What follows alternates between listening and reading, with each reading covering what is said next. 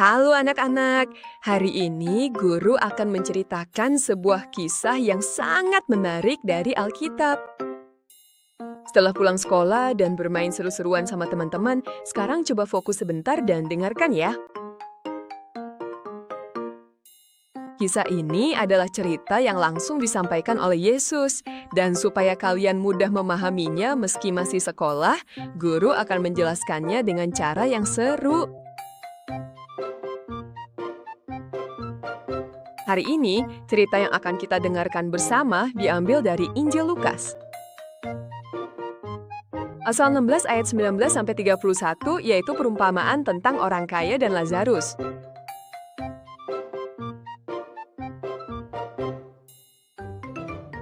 Cerita ini Yesus sampaikan untuk memberikan pelajaran yang sangat penting bagi kita. Semua udah siap? Kalau begitu, yuk kita menyelam bersama guru ke dalam kisah firman Tuhan ini. Pada zaman dahulu, di masa yang sangat lama, hiduplah dua orang di dunia ini. Salah satu dari mereka adalah orang yang sangat-sangat kaya. Orang kaya ini setiap hari mengenakan pakaian ungu terbaik dan kain linen halus. Wah, membayangkannya aja udah keren ya. Dia pasti jauh lebih keren daripada teman di sekolah kita yang paling modis sekalipun. Dan orang kaya ini setiap hari mengadakan pesta besar dengan makanan yang sangat lezat dan melimpah. Galbijim, pizza, ayam goreng, hamburger, tangsuyuk, tteokbokki, kue yang lezat. Membayangkannya aja udah bikin ngiler kan? Rasanya seperti setiap hari itu pesta ulang tahun. Orang kaya itu hidup bahagia tanpa kekhawatiran apapun. Karena dia bisa memiliki apapun yang diinginkan dan makan apapun yang dia mau. Tapi di desa yang sama ada satu orang lagi yang tinggal di sana. Nama orang ini adalah Lazarus. Lazarus benar-benar orang yang malang. Tubuhnya penuh dengan luka dan dia selalu merasa lapar. Karena tidak punya makanan, dia menunggu di depan gerbang rumah orang kaya, berharap bisa memakan remah-remah yang jatuh dari sisa makanan orang kaya itu.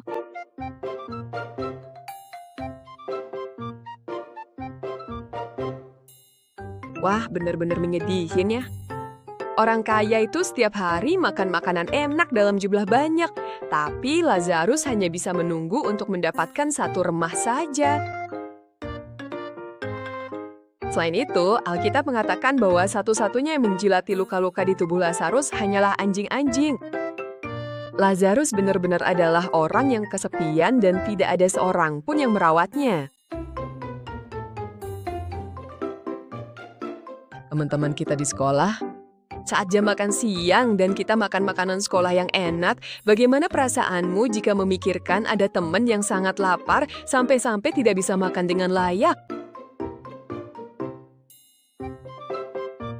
Lazarus pasti selalu merasa seperti itu. Waktu pun berlalu dan Lazarus meninggal dunia. Lazarus dibawa oleh para malaikat ke pangkuan Abraham. Pangkuan Abraham berarti sorga tempat Allah berada. Meskipun Lazarus hidup susah di dunia ini, Tuhan tetap mengingat Lazarus dan membawanya ke surga.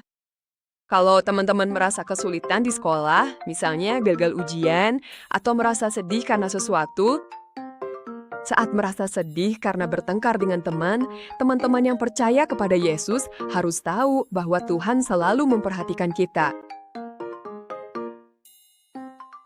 Dan kalau kita percaya bahwa suatu saat Tuhan akan memberikan yang terbaik untuk kita, itu bisa menjadi penghiburan. Tak lama kemudian, orang kaya itu juga meninggal. Orang kaya itu mati dan pergi ke neraka. Neraka adalah tempat yang sangat-sangat menyiksa. Orang kaya itu merasakan penderitaan di tengah kobaran api. Dia melihat Lazarus. Lazarus sedang beristirahat dengan tenang di pelukan Abraham yang jauh di sana. Orang kaya itu sangat menderita sampai-sampai ia berteriak, "Bapak Abraham, kasihanilah saya. Tolong kirim Lazarus supaya ia mencelupkan ujung jarinya ke dalam air dan menyejukkan lidahku, sebab aku sangat menderita di dalam kobaran api ini." Orang kaya itu tidak pernah menolong Lazarus saat masih hidup, tapi sekarang ia justru minta bantuan dari Lazarus. Seberapa besar penyesalannya ya? Namun Abraham berkata kepada orang kaya itu, "Nah, ingatlah bahwa ketika kamu masih hidup, kamu sudah menerima segala yang baik, sedangkan Lazarus hanya mengalami penderitaan. Sekarang, di sini Lazarus mendapat penghiburan, sedangkan kamu menderita. Dan di antara kita dan kamu ada jurang besar yang memisahkan, sehingga mereka yang ingin menyeberang dari sini kepadamu tidak bisa." Begitu juga, nggak ada yang bisa menyeberang dari sana ke sini. Maksudnya adalah, tempat kita pergi setelah mati akan berbeda tergantung pada bagaimana kita hidup di dunia ini. Orang kaya itu hanya memikirkan dirinya sendiri saat masih hidup dan tidak membantu Lazarus yang miskin, sehingga setelah mati ia harus menanggung penderitaan.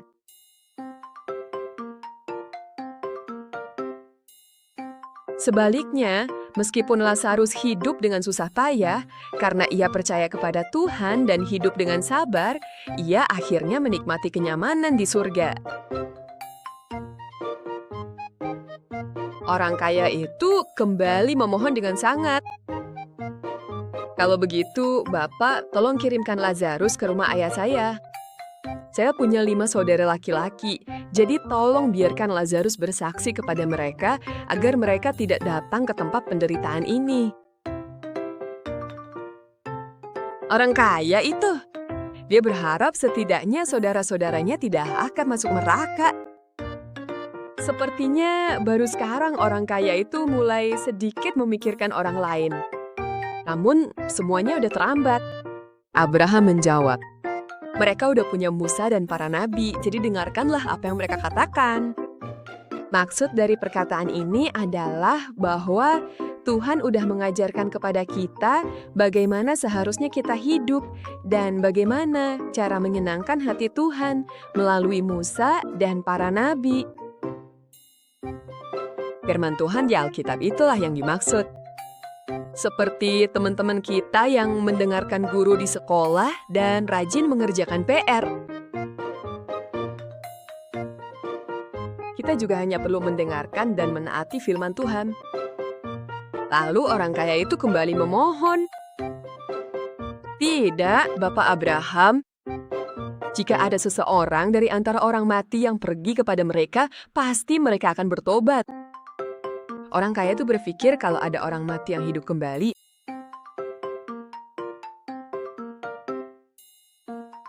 lalu pergi menemui saudara-saudaranya dan memperingatkan mereka, pasti saudara-saudaranya akan mendengarkan.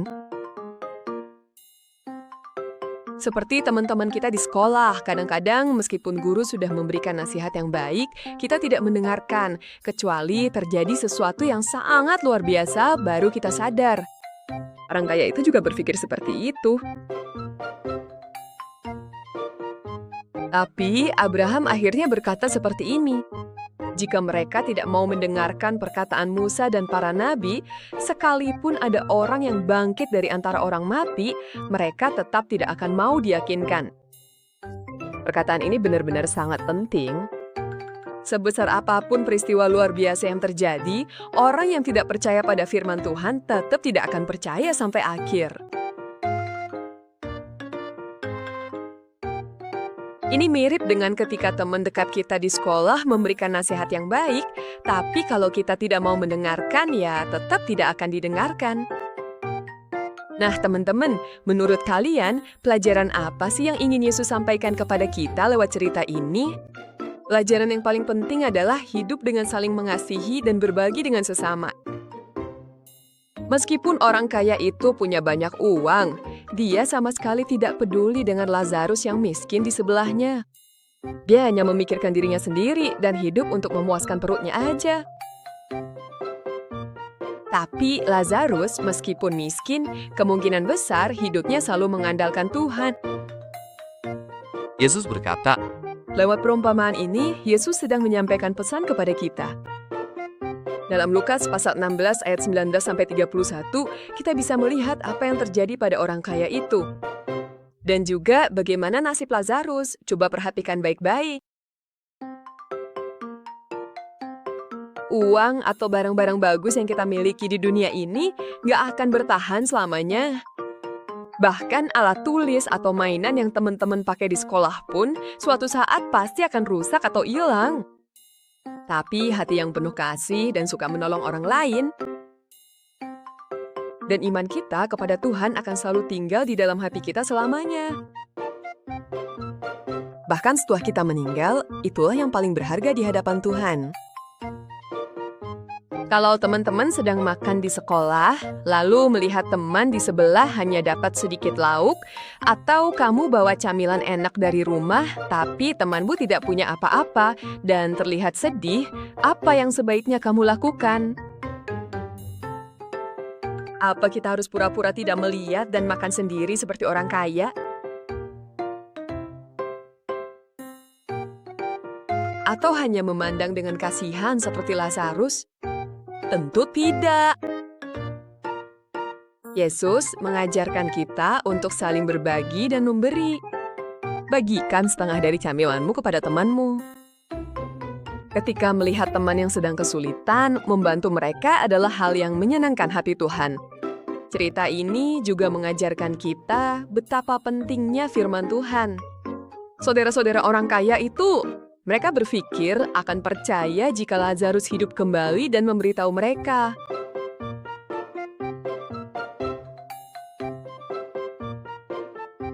Abraham berkata bahwa Tuhan udah memberitahu kita segalanya dengan cukup melalui perkataan Musa dan para nabi. Itulah firman Tuhan dalam Alkitab. Seperti teman-teman belajar di sekolah dengan buku pelajaran, kita juga bisa belajar dari firman Tuhan di Alkitab tentang apa yang Tuhan inginkan dari kita dan bagaimana seharusnya kita hidup. Mendengarkan dan menaati firman Tuhan adalah hal yang paling penting. Kesimpulannya, perumpamaan Yesus tentang orang kaya dan Lazarus memberikan dua pelajaran penting bagi kita. Pertama, kita harus memiliki hati yang mengasihi sesama dan membantu orang-orang yang sedang kesulitan. Kedua,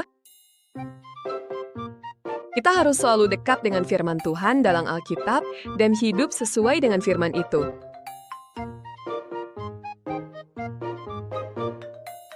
Inilah jalan yang benar-benar diajarkan dalam Lukas 16 ayat 19-31 sebagai jalan yang menuntun kita menuju kebahagiaan abadi. Meskipun teman-teman kita masih kecil, kalian tetap bisa nerapin dua pelajaran ini dalam kehidupan sekolah. Kita bisa mempraktekannya setiap hari. Mulai hari ini, mari kita lebih mengasihi teman-teman di sekitar kita. Semoga kalian semua menjadi anak-anak hebat yang dengan senang hati membantu teman-teman yang sedang kesulitan. Dan alangkah baiknya jika setiap hari kita meluangkan waktu untuk membaca firman Tuhan sedikit demi sedikit agar semakin dekat dengannya. Yesus akan sangat senang jika kita hidup seperti itu. Nah, sekarang mari kita semua mengingat ajaran Yesus di dalam hati dan berdoa agar kita bisa tumbuh menjadi anak-anak beriman yang luar biasa. Mari berdoa. Bapa Allah yang penuh kasih, mohon biarkan kisah orang kaya dan Lazarus yang Yesus sampaikan hari ini tertanam dalam hati kami dengan mendalam. Hari ini ada banyak hal yang menguji kami. Jadi, setiap kali kami ingin memiliki lebih banyak, kami malah melihat batu atau kerikil. Tolong bantu kami agar hari ini kami bisa membuat pilihan yang benar di dalam hati kami. Kami berdoa dalam nama Yesus, amin. Terima kasih karena melalui perumpamaan tentang Lazarus, kami mendapatkan pelajaran yang berharga. Selama kami hidup di dunia ini, berikanlah kami hati yang mau peduli pada tetangga yang sedang kesulitan di sekitar kami dan mau berbagi dengan kasih. Jangan biarkan kami hidup seperti orang kaya yang egois, tetapi jadikanlah kami murid Yesus yang meneladani hatimu dan melayani orang lain.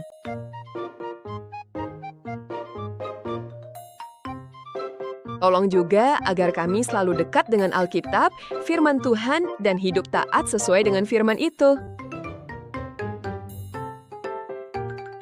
Kami ingin tetap teguh dan tidak tergoyahkan oleh godaan dunia, hanya memandang kepadamu saja Tuhan.